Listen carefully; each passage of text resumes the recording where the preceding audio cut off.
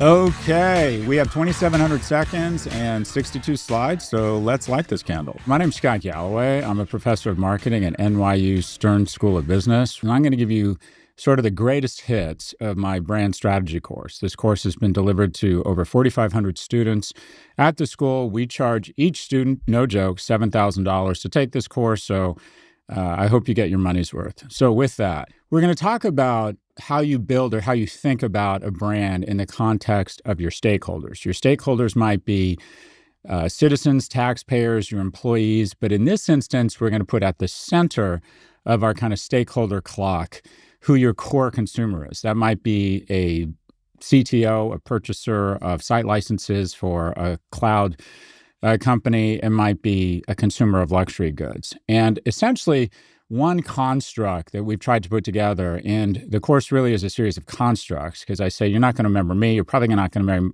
remember most of the case studies, but you can hold on to these constructs. The human brain has an easier time with visual metaphors, and we'll come back to that. But the first is the clock. I call it the brand clock, and put your ultimate end consumer or customer, if you will. I think of customers as B2B, consumers as B2C, at the center of this clock. And 12 to 4 is pre-purchase, and 4 to 8 is purchase, 8 to 12 is post-purchase. So kind of you enter the franchise as a consumer at pre-purchase. These are the things, the advertising, the trialing, the product sampling, the public relations, the logo you see on a billboard that give you some sort of awareness and a set of associations around a set of products and services.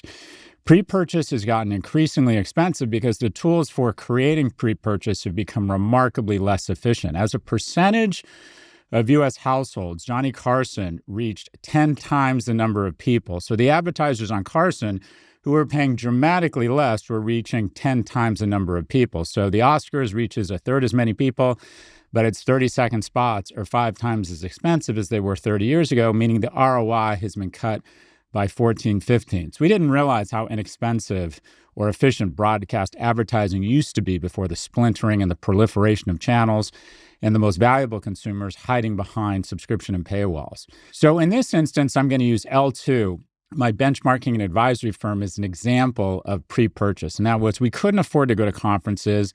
Every PR firm I hired, I ended up firing within 3 months because I think my expectations were probably unreasonable.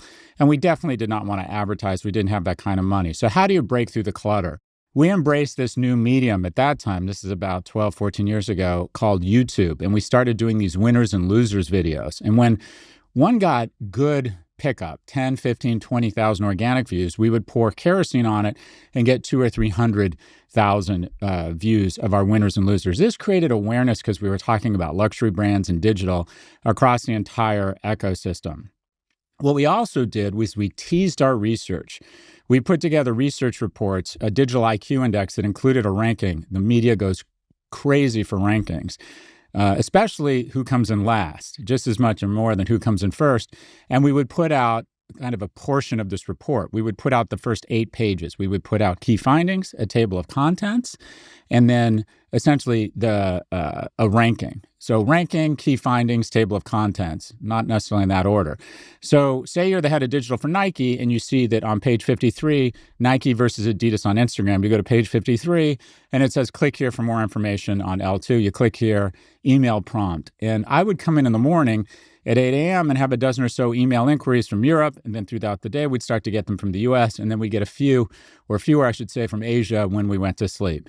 This reverse inquiry model was super powerful. Call it content marketing. And the reason this is so powerful is it changes the complexion of the sales process. And that is when Nike has reached out to me, I have more negotiating power. I have more pricing power. Because at the end of the day, boss, you called me, as opposed to the majority of SaaS and software companies now have a very bright, young 23-year-old graduate of Tulane who trolls LinkedIn and just sends emails and has a quota of trying to set up as many coffees as possible for someone who used to be an athlete or is hot to try and meet with them, get them to like them, and then trial their SaaS software company. Reverse inquiry and also freemium model around content. What we also overinvested in, and this is something I'm proud of, is I have always overinvested in creative. My partner in my current business section is a professor of the arts at the Tisch School and has a design background. And I used to say everything that leaves our office has to be beautiful. And what's interesting is in an age of AI, design is enduring, and that is the number or the percentage or ratio of designers to programmers at the biggest tech companies has actually gone up.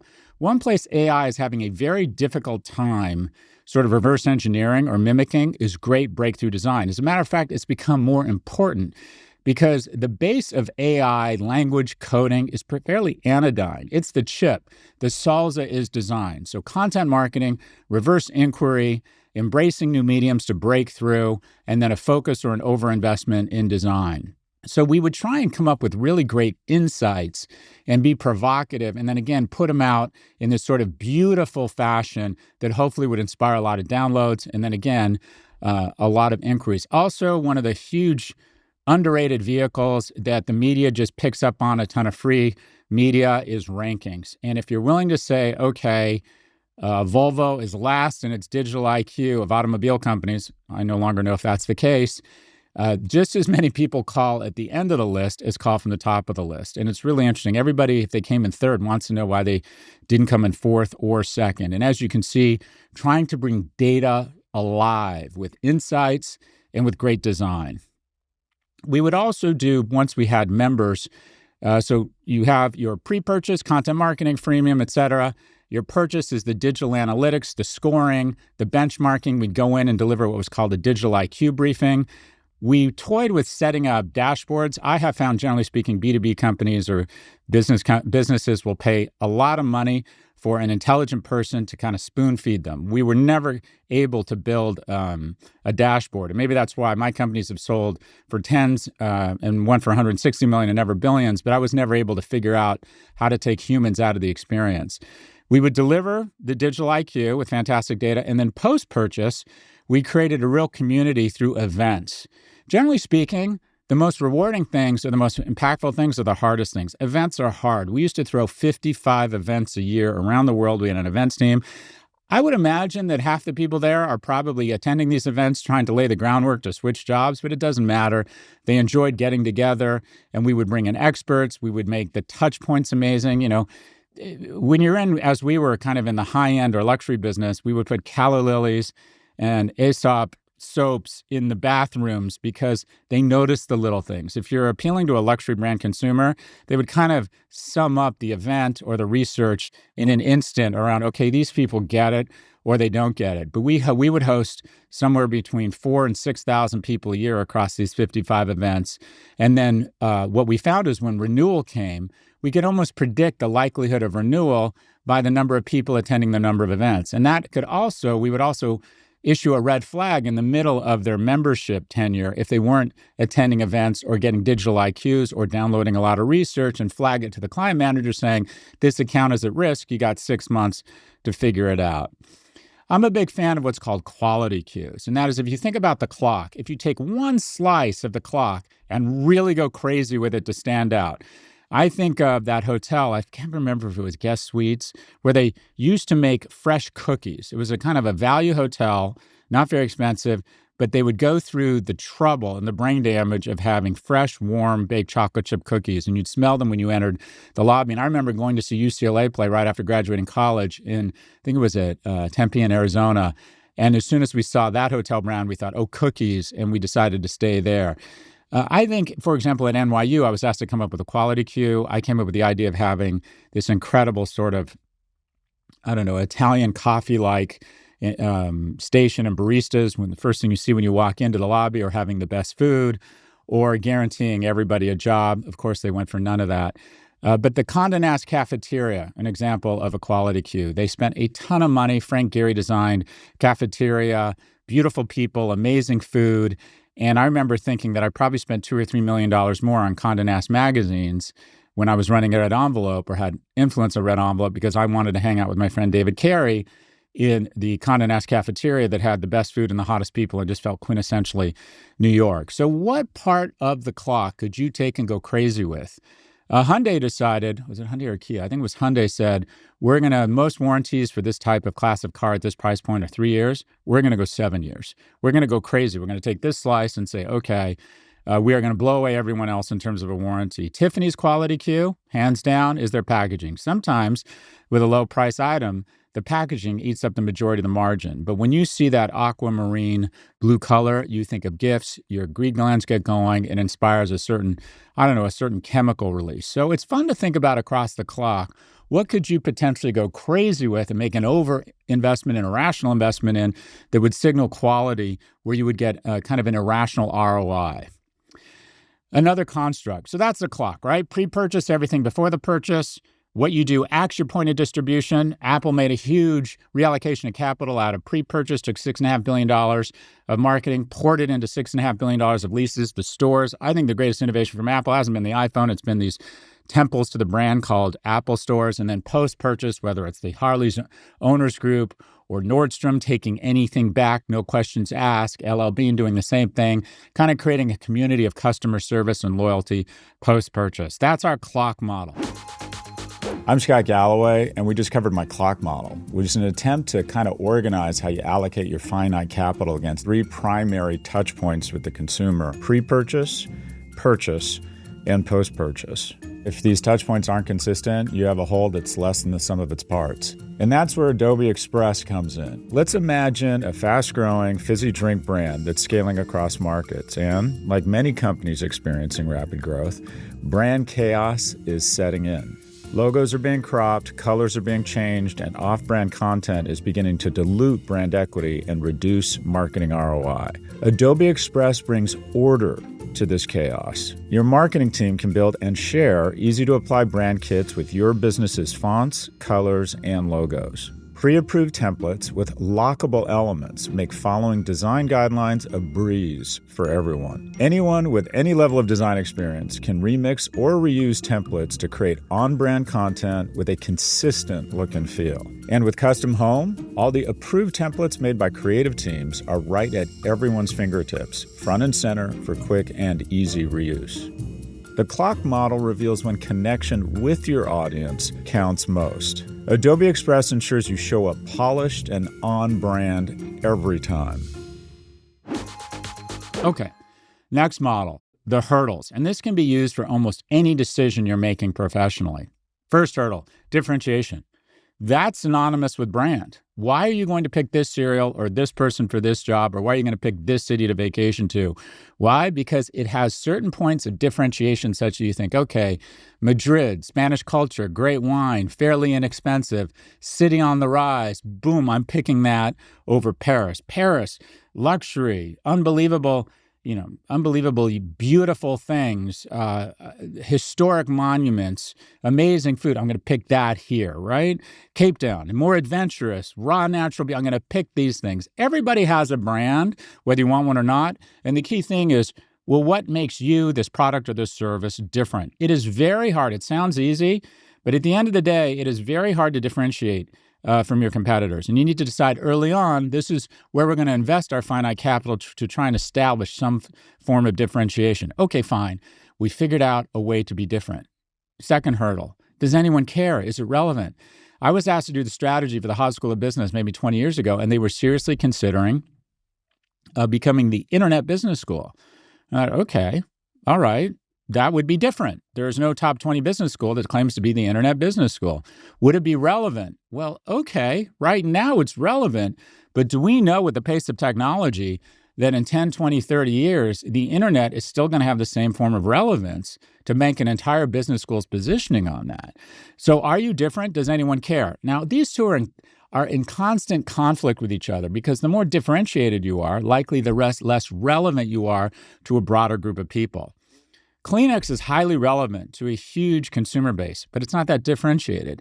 Ferrari is highly differentiated, but it's just not that relevant to many people. There aren't that many people in the market for a $600,000 car. It is really difficult. You typically want to start with differentiation and then hopefully start to grow out your customer base and become more relevant through excellence and hardcore differentiation. It is very hard to start really broad. You usually want to start kind of niche, narrow, get a reputation for differentiation so people know what you're for and what you're about and what you're not about, and then you grow your market from there. But these two are constantly in combat with one another. Say you're fortunate enough to have both differentiation that is relevant, right?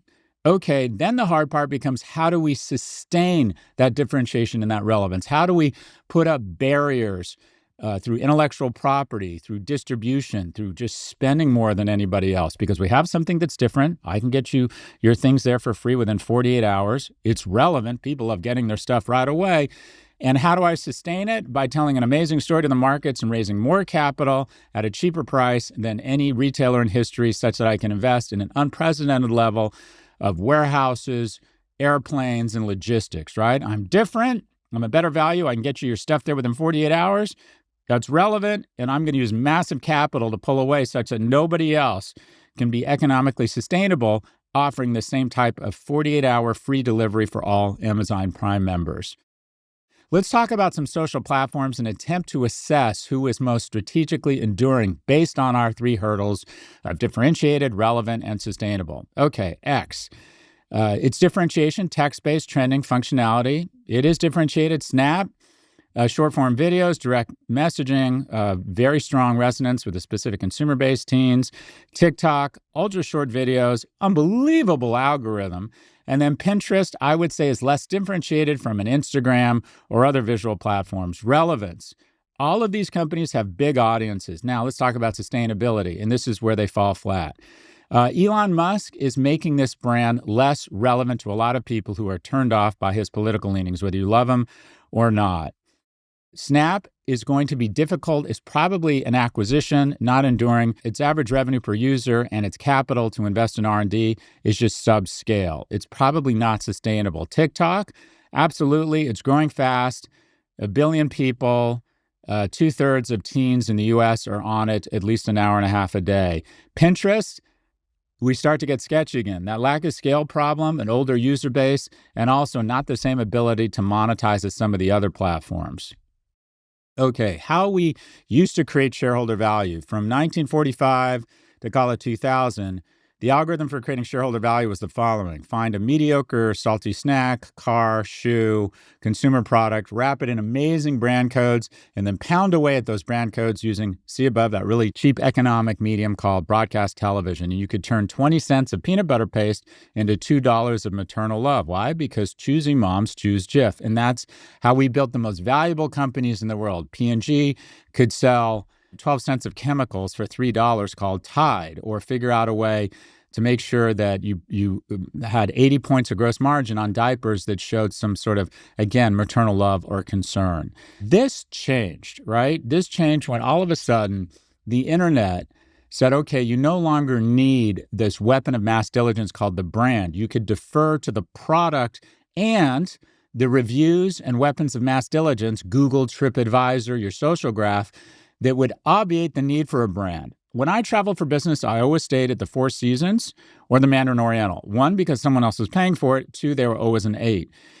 About 15 years ago, I started staying at boutique hotels that met my specific needs. I want a gym. I want a place with a bar with people who are younger and hotter than me, which is almost every bar. And I want sort of a cooler, edgier neighborhood.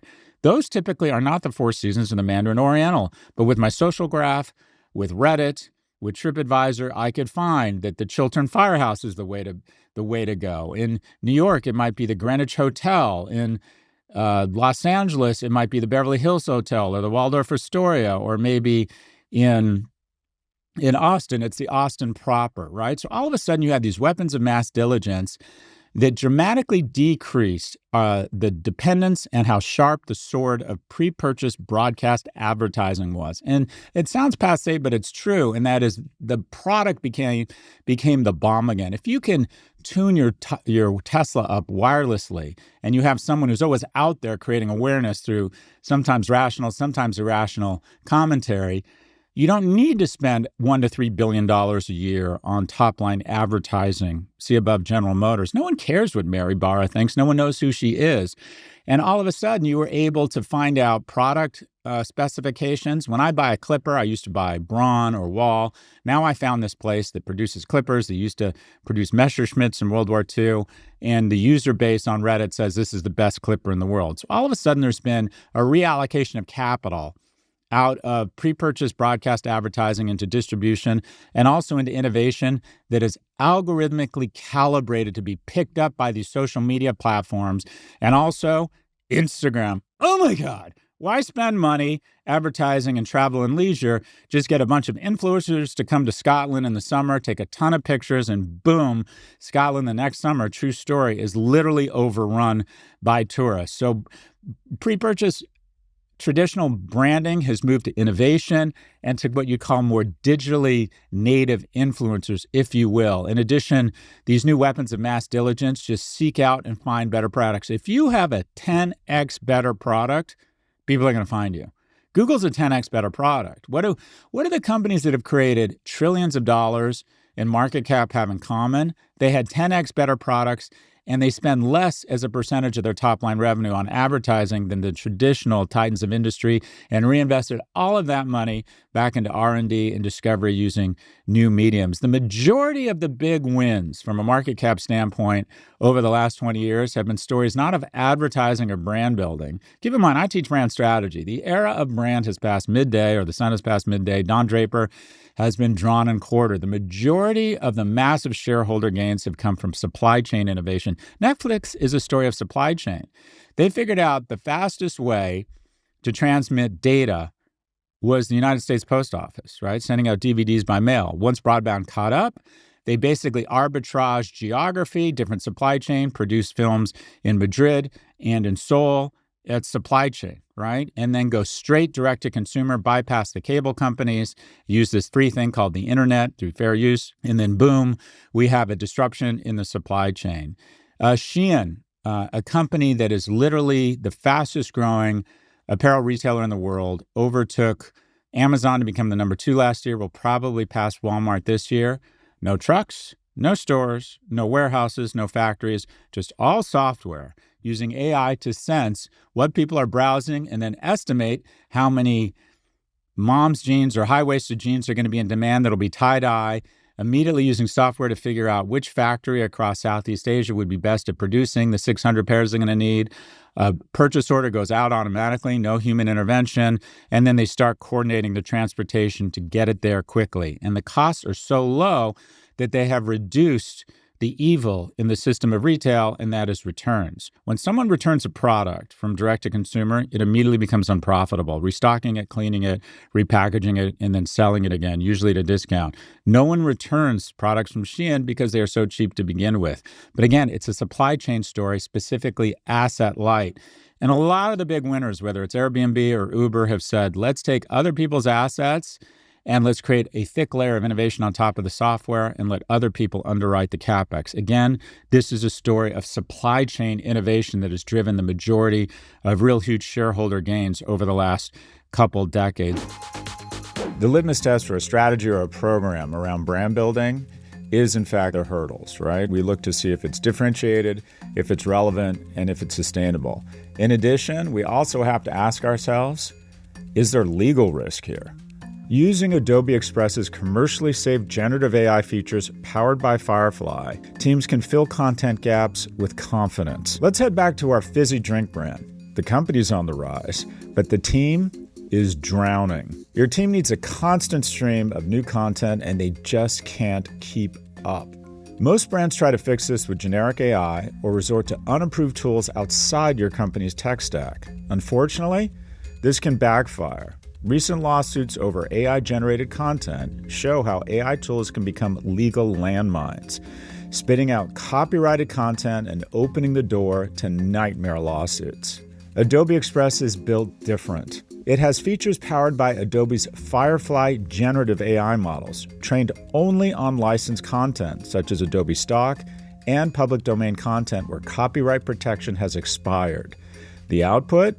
Your team is creating fresh, commercially safe fizzy drink content with Adobe Firefly that's ready for launch. Your content streams get refreshed fast, without burning out your team or taking chances with your business. All with Adobe Express. What is AI? AI is when a computer system performs tasks that normally require human intelligence. It's starting to make decisions that typically had been rendered or sequestered only to the human brain. So we used to have a ton of viewership and not as much data, right? Now we have massive amounts of data. People say that data is the new oil. Well, if data is the new oil, then we're drowning in it. Companies don't need more data. What they need is refining capability to turn that data as oil into actionable petroleum. They need refining, they need intelligence, they need a layer of interpretation on top of it.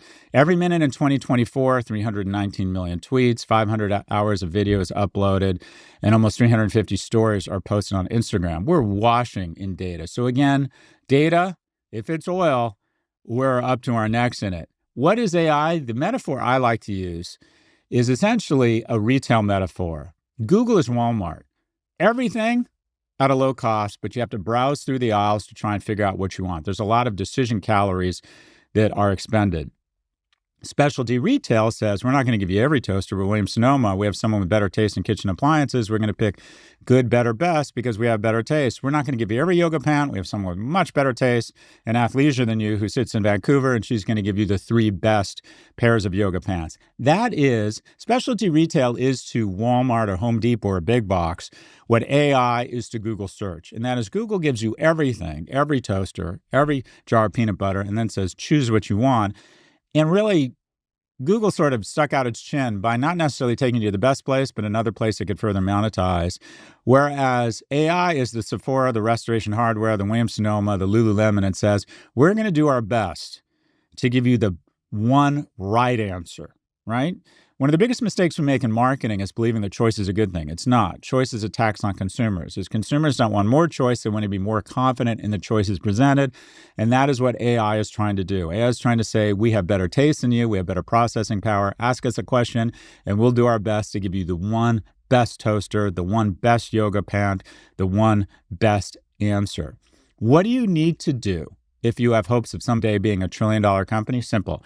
You got to build a time machine. If you only shop at Amazon Prime for groceries, you save somewhere between 2 and 9 days in a grocery store. If you only let your kids watch Netflix and not ad-supported television, they literally save 6 to 9 days a year in just watching advertising. When medical saves you time, ChatGPT, again, saves you calorie burn because your search is just starting after you've gotten the search results. ChatGPT is saying, no, we'll give you the one best decision. In the AI era, right, we used to have the brand era, mediocre product, great associations. Then it went to the product era, where now product innovation is the bomb.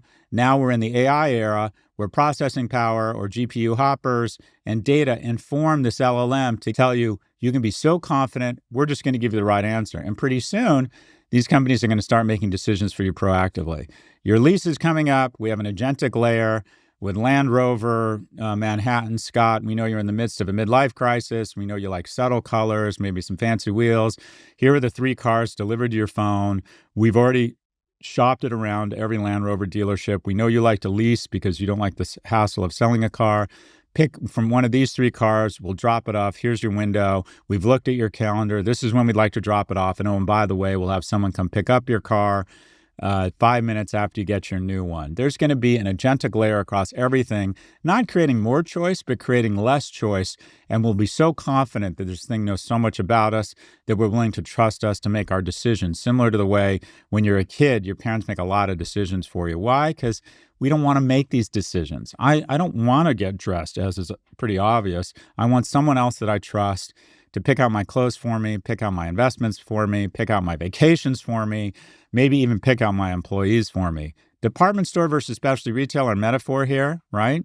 If I say, where should I go in San Francisco for dinner? Google gives me a bunch of choices. Great, it's Walmart, but now I have to choose. Whereas if I'm honest with AI and I tell it exactly who I am, that I'm in the midst of a midlife crisis, I like to hang out with cool people, it'll do its best to give me one answer and try and make me more confident in that one answer. Does that mean Google's going away? No. Google or Alphabet was my stock pick for 2025 because the existential threat of AI, in my opinion, has been overblown. It gets about 96 times the traffic as OpenAI still. People still love Walmart. People still love Home Depot. But you're going to see a massive increase in stakeholder value of the specialty retail of the digital age, which is AI. Amazon attempts to do this by serving you with ads that are especially relevant at exactly the right time. Meta's increase in revenues are not only a story of an increased user base, but think about just how relevant the stories and the reels are, the posts that you're served now. I speak to a woman I met who has a small fashion brand at a conference I was in. I don't know how the hell they figured it out. And now I'm being served ads by her small specialty fashion brand, right? And again, recommended books, all sorts of examples, highly relevant to you. My favorite example of AI is TikTok. And that is consumers or families spend 50 minutes a week deciding what to watch on Netflix. TikTok is to Netflix what AI is to search, and that it says, okay, we're going to take decisions out for you. All you have to do is hit the app, and it will give you one TV station. And we're going to calibrate in based on when you go to the source, how long you watch the video, whether you skip it. We're going to calibrate in on the fact that you like to watch anything with dogs, anything about social justice, and it helps if the person talking about social justice happens to be really hot. That's who TikTok has figured out who I am, and it feels to me like the ultimate best channel where I could sit on the side of my bed and just have bed rot and just watch this thing over and over, and I have to make no decisions. I find that without my 15-year-old and my remote and Rotten Tomatoes, and then ultimately I give up, it is very hard to watch television right now because I'm sort of over-sorted, or there's too much choice, if you will. I like the AI DJ on Spotify that says, we know you better than you know yourself. We're going to serve up the music you love, which is usually Tom Petty, and occasionally George Michael. The number of earnings calls that mention AI has gone crazy. The market, if they had a Pepsi and you mention AI more than 3 times, your stock goes up 4%, whereas the companies who on average are having earnings calls in a bull market that don't mention AI are up about 2%. So there's a lot of AI washing right now where everybody is attempting to pretend that their company has somehow got this thick layer of AI on top of it. It's sort of the Sydney Sweeney of the digital age, where if you mention AI or Sydney Sweeney as a spokesperson, your stock gets an irrational pump. The problem is that the stock prices now have gotten to such a point that implied in the valuations of AI companies is the expectation that they're either going to find $1 trillion in incremental revenue, new cars, new moisturizers developed by AI, or they're going to find $1 trillion in efficiencies over the next several years, which is Latin for lay people off. So if you think 150 million people in the workforce, 75 million are immune from AI, plumbers, masseuses, you're talking about a pretty serious destruction in human capital across vulnerable industries, or valuations that are going to come down 40, 50, 70%. Either way, I think you're going to see pretty dramatic chaos among the Magnificent 10 or specific components of the labor market, because these valuations, built into these valuations, are expectations we're going to recognize enormous gains in incremental business at the top line, which I don't see happening yet, or efficiencies, which we are starting to see. Again, Latin for layoffs. What is AI? It's corporate Ozempic. Typically, when a company grew its revenues 12%, the CEO would turn to the HR person and say, okay, we want to grow our earnings, so only hire 8 or 10%. If you're growing, you need more calories, right? Mark Zuckerberg changed that when he announced 4 quarters ago that they had grown their revenues 23% with 20% fewer employees, taking their earnings up 70%.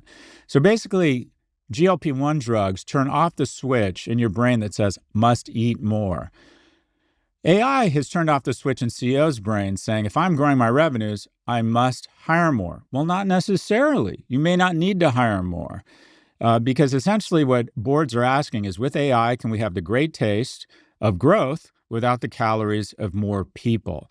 Essentially, AI is corporate Ozempic, and every board and CEO is asking their managers, how can we do more with less? This does not hit the public press. It does not make for a good all-hands meeting to say, I've got great news. We're going to grow our revenues 20%, and I've got even better news. I need 20% fewer of you. That makes for a pretty ugly earnings call. The example I would use for disruption is I am forced to go to superhero films because I have a 15-year-old boy, and he forces me to stay through the credits to see that goddamn Easter egg. The credits in the Fantastic Four took 7 minutes. 7 minutes. And I used AI to go count how many people there were, all right? Get this. The number of people who worked on this film, I mean, look at this shit. It's still going. 3,400 people, including a mold-making supervisor. Here are some of the jobs. A food stylist. The Fantastic Four had a food stylist, a junior petty cash buyer, an assistant data wrangler, a prop modeler, a HOD scenic painter. HOD? What the hell is a HOD? Home economist assistant. More people worked on the movie Fantastic Four than work at Lyft, TripAdvisor, Reddit, or Brookfield Real Estate. That is not sustainable. What you're going to see is AI come in the hands of the Ellisons and basically figure out a way to make the Fantastic Four with 300 people, not 3,400. The chaos, the layoffs in Los Angeles and across Hollywood, we have barely even scratched the surface because the CEOs of those companies have grown up in a talent rules everything, trying to maintain good relationships with the unions. Essentially, what's happening to Colbert, the Colbert talk show, and by the way, Stephen Colbert, I think, is a genius, costs $100 million, makes $60 million, 200 people.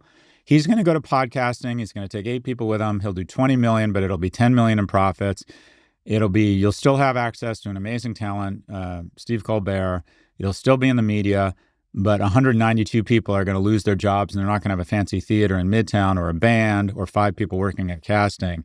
Essentially, podcasting is to traditional entertainment what AI is about to do in entertainment, and then as arbitrage out human capital.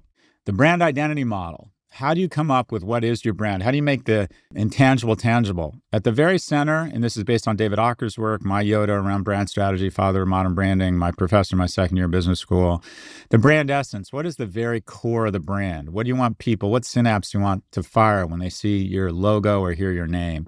Core identity, right outside, 3 or 4 associations, visual metaphors, and then extended identity, and that is brand elaboration models. And if this brand was a person, who would it be? What is the product that sort of marks or identifies the brand? And then what are the organizational values, the cultural values, and then brand as symbol? What are the visual metaphors? So let's use TikTok, right? We want to find our core identity, right? We want to find the brand essence, so we have a competition. Endless expression, crowdsourced talent factories, self-made joy, unexpected creativity from different parts of the world, right? Which of these would make it into the essence? I would probably say endless expression. And then we do our brand elaboration, brand as symbol. I don't know what that symbol is called, but it's pretty iconic. I think the majority of the world recognizes it right now. Brand as person is probably the surprising creative, an individual. We all knew that kid in high school who she said just ridiculously funny things under her breath and dressed cooler at a thrift store than anyone else. And you went to her house and her room just seemed to be somehow she just made it cooler. That's the person in your company that's got the coolest desk, the guy or gal who has the coolest apartment despite spending the same amount of money as you. The unexpected creative brand as person. Brand as product is in fact kind of the 30-second video, right? That's a pretty iconic product that's sort of endless. That's me, by the way. That's me. Ladies, that's what you call birth control. That's how you ensure that your genetic branch is going to fall off and never be planted again. Brand as organization. Essentially, they have kind of the talent agency. They are seen as a place that is trying to foster talent. This is their Achilles heel because core to their brand as organization, unfortunately, is the CCP and the geopolitical concerns. So what is in the way of ByteDance, valued at $320 billion in the private markets, by the way, the most undervalued company in tech? What is in the way of them becoming $1 trillion company? Brand as organization, specifically its organizational association with the CCP. Let's do another case study, right? What do we have? We have been communicating with each other vis-a-vis language and visuals since people started writing on cave walls saying, don't go over here, you'll get killed, or this is when you want to hunt, or this is when you want to plant the crops. So we have brand as symbol. People underestimate the power of a good logo, right?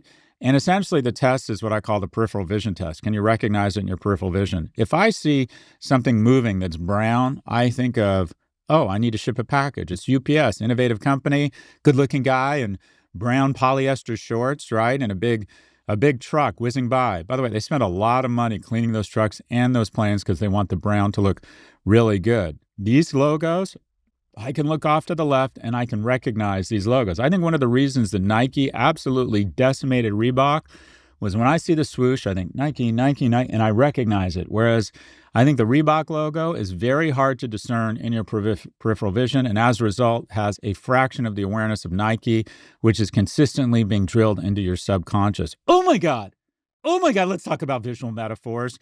She's a cat. She's one of the few creatures that will run ahead, circle around, and then attack her hunter, the most graceful, most powerful animal in the jungle.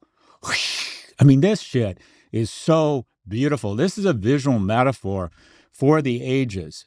grace, beauty on top of what are the most beautiful, differentiated design automobiles in the world. And then what do? They go to this abomination that looks like the AI division of Accenture Consulting. Oh my God, this is criminal, right? And then we have some other brands that, quite frankly, don't mean a whole hell of a lot, are pretty generic. I don't know. Again, the test here is simple. If I look slightly off to the left or right, do I recognize these logos and these visual metaphors? And the hard part about logos is you have to put one person in charge, and less is more. And when you have a group of people getting into this kind of gangbang orgy of design think, you end up with, well, what if we did this? What if we added this? And you end up with a Frankenstein logo. Differentiation, visual metaphors can provide differentiation. I think Jensen Huang's leather jacket is responsible for $200 or $300 billion in market cap. RBG, one of the most famous justices, likely the most famous justice in history. With that, I don't even know what you call it, but she understood the power of visual metaphors. And this is a quick question for you. What is your visual metaphor? Brands live or die in execution. We just walked through our brand identity model. Now, brand identity isn't just what you say you are, it's how you execute across markets, channels, and workflows. And a brand is only as strong as the velocity at which they can create content. Adobe Express keeps teams aligned and solves for critical content bottlenecks with seamless collaboration features. Let's head back to the fizzy drink brand. Imagine it's continuing to scale, but with multiple teams in different time zones, scattered across different markets and working in silos, content velocity starts to slow. Adobe Express closes that gap. Workflows are seamless. Designers can start creating in their favorite Creative Cloud products, including Photoshop and InDesign, and then easily import files directly into Adobe Express. That way, anyone with any level of design experience can jump in and make last-mile edits. Plus, Adobe Express keeps even the most spread-out teams aligned with live co-editing, commenting, and built-in review and approval flows. Team members can jump into any file to tag colleagues, co-edit in real time, and trade feedback without ever needing to leave the platform, meaning content moves from idea to done faster and stays on brand. Strong brands scale because their teams can execute at speed. Adobe Express makes that possible. All right, so let's review. We're going to talk a little bit about an economic model. We have 3 lines. Let's go to that right now. Another great construct from Bruce Buchanan, one of the finest economists in the world who taught marketing. And it taught me something that just blew my mind. All shareholder or stakeholder value is a function of a relationship between 3 lines. Top line, perceived value. What do you think it's worth? Middle line, the price you charge. Bottom line, the cost to you, the producer, right? So say you come out with an amazing new product, right? You come out with a new, Louis Vuitton comes up with the hot new bag for fall. That takes the perceived value up, right? I open these amazing temples to the brand, Apple, that you just want to hang out at. That takes the perceived value of the product up, right? Specialty retail and most brand building is about moving perceived value up. Once you take this line up, you can do a few fun things. One, you could leave the price you charge consumers the same. Then essentially the value, the consumer value increases, which means you should capture more market share because it's a better deal. Or you can increase the price and maintain the same level of consumer value, thereby increasing the delta between your costs and the price you charge, which should increase your margin, right? Or you can do this. You can push prices, the bottom line down, and then a bunch of wonderful things happen. You can either pull down the price line that you charge, you push your cost line down, you can pull down your price line, creating greater margin between the price you charge and the perceived value, grabbing more share. This is what Walmart does. Constantly trying to push down their cost line, and then they immediately pull down the price line, creating more consumer value relative to their competitors, grabbing share. Let's focus on pushing costs down so we can pull prices down, creating more value, the delta consumer value capture between the prices we charge and the perceived value. All shareholder value is either this or this. And then we can do a bunch of fun things once that happens. The clock model, pre-purchase, purchase, post-purchase. We probably want to allocate, generally speaking, capital out of pre-purchase into purchase and post-purchase. Think about a quality queue. You can go crazy with the hurdles. Are we different? Are we really different? Have we really established a point of differentiation as an employee, as a product, as a company, our culture?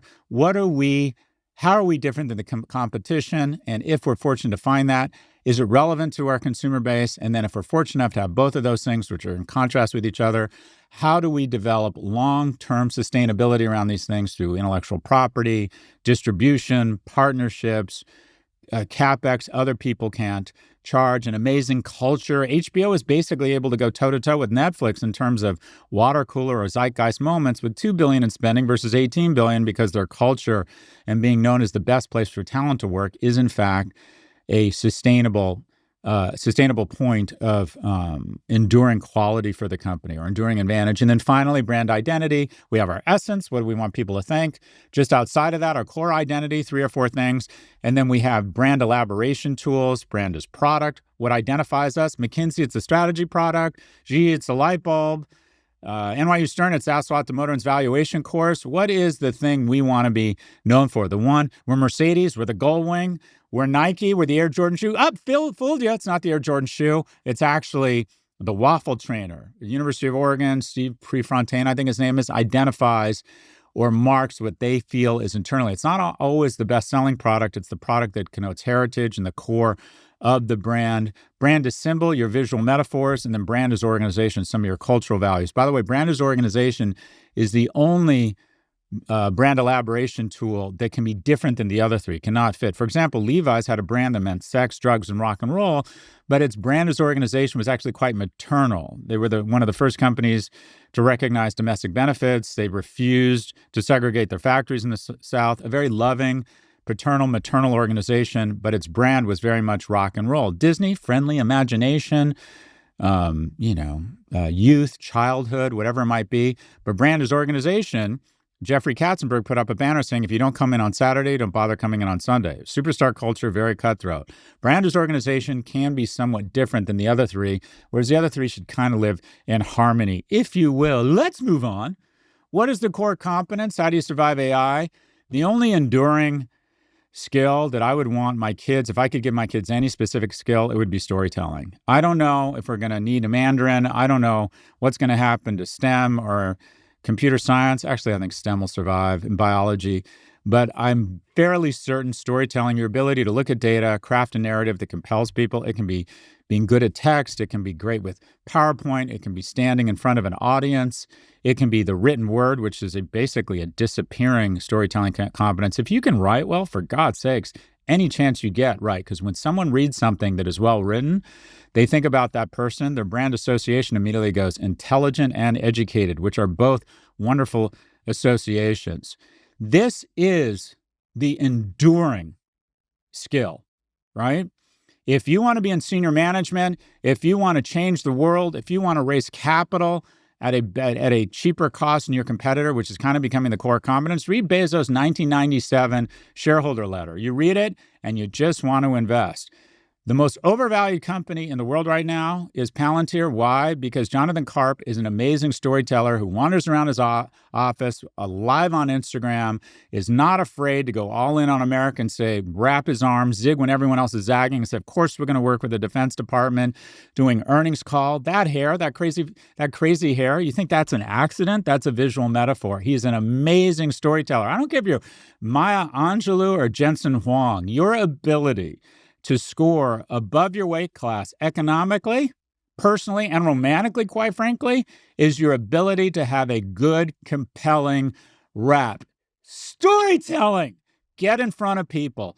Don't be afraid to embrace new mediums. Find the medium you can own, that you can be in the top 1%. Are you good at posting stories on LinkedIn? Are you great with data? Do you have an ability to do great threads? Commit to a medium and then say, I'm going to be in the top 1% of storytellers in this medium. I very much appreciate your time. My name is Scott Galloway. I teach at NYU and wish you all the best in your stories to be told over the next several months, years, and decades. Thanks again.